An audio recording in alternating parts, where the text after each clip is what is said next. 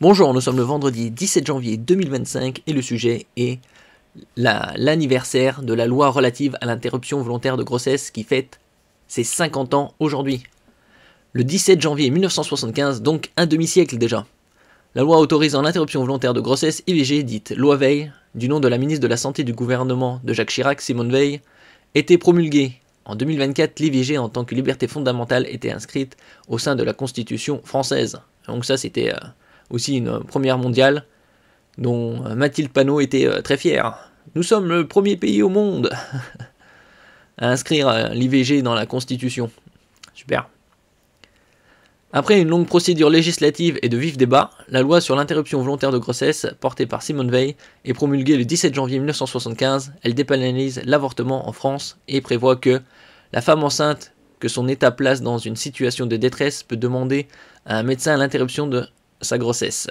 Cette interruption ne peut être pratiquée qu'avant la fin de la 10e semaine. Donc 10e semaine, c'est 2 mois et demi.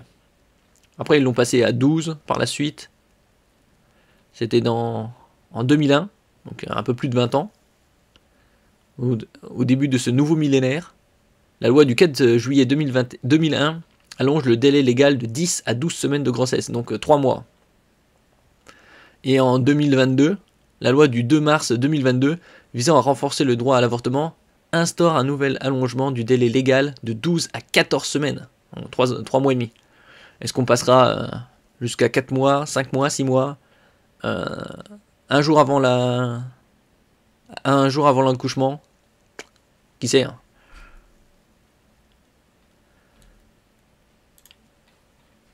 Et ici, on avait la première de l'Express. 25 novembre, 1er décembre 1974. 5 francs à l'époque.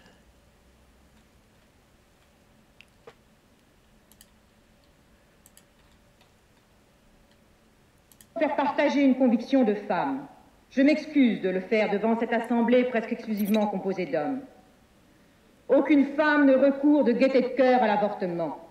Il suffit d'écouter les femmes. C'est toujours un drame.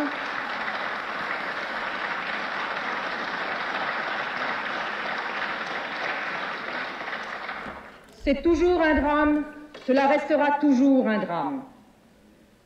C'est pourquoi, si le projet qui vous est présenté tient compte de la situation de fait existante, s'il admet la possibilité d'une interruption de grossesse, c'est pour la contrôler et autant que possible en dissuader la femme.